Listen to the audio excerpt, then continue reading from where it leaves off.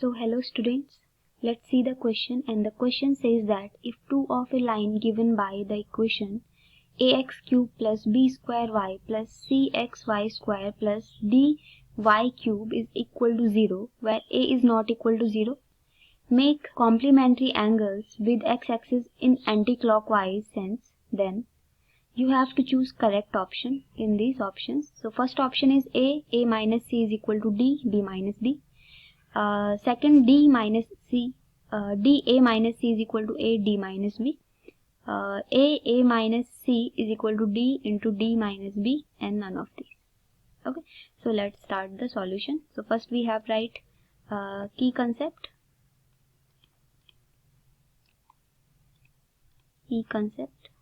And the key concept is you have to know the the general form of the cubic equation, that is ax cube plus bx square plus cx plus d.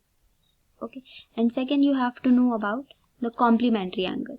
Complementary angle means if two angle are complementary angle, then their sum will be 90. Okay, so if a and b are complementary angle, then you have to know their sum will be 90 degrees.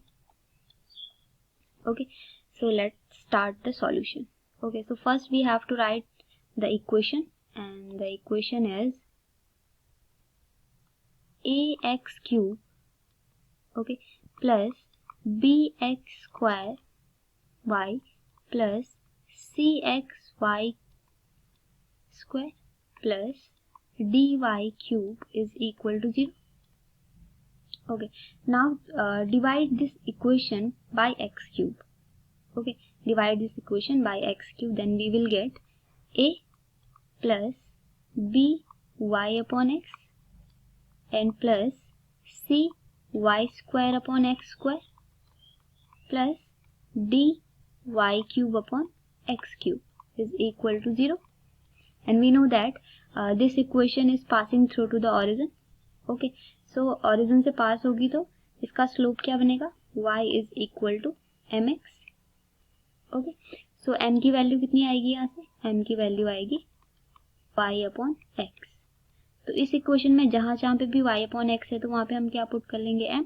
So our equation will be a plus bm plus cm square plus dm cube is equal to 0.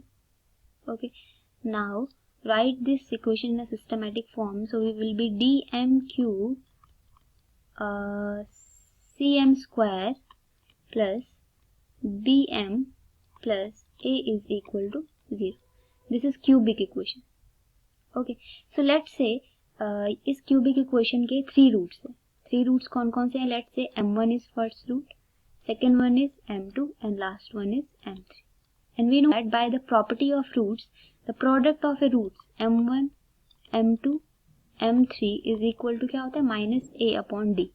So minus a upon d. Okay, अब हमारे पास question में given क्या है, दोनों line x axis के साथ कैसा angle बना रही है, कॉम्प्लीमेंट्री एंगल बना रही है. ओके, सो कॉम्प्लीमेंट्री एंगल बना रही है, तो let's say first line m1 कैसा है, फर्स्ट लाइन कितने डिग्री का एंगल बना रही है, tan theta.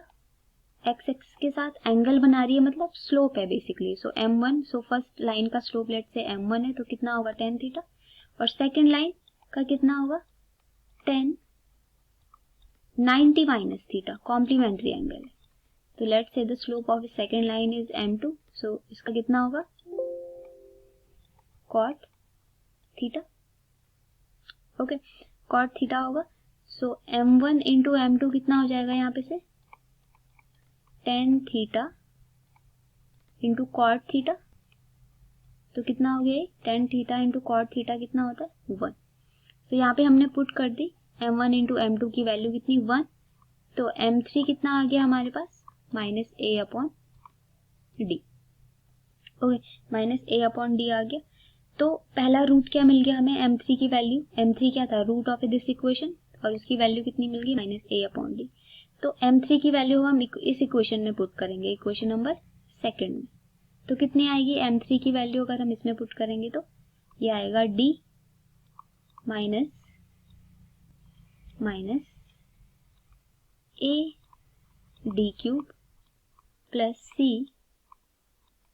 minus a upon d square plus b minus a upon d and plus a is equal to 0. तो इसको ब्रैकेट को ओपन करेंगे तो minus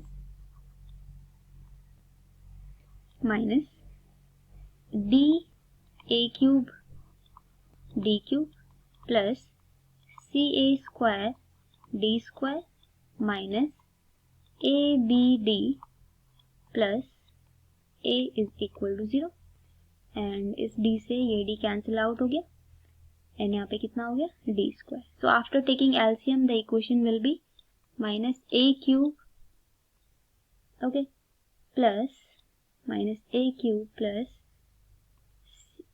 C A square minus A B D plus a d square whole upon d square is equal to 0.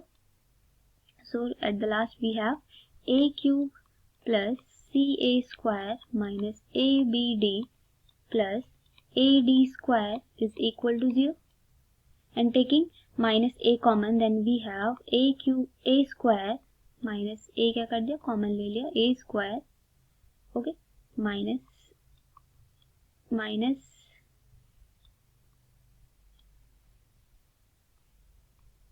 CA okay minus CA plus BD and minus D square is equal to 0.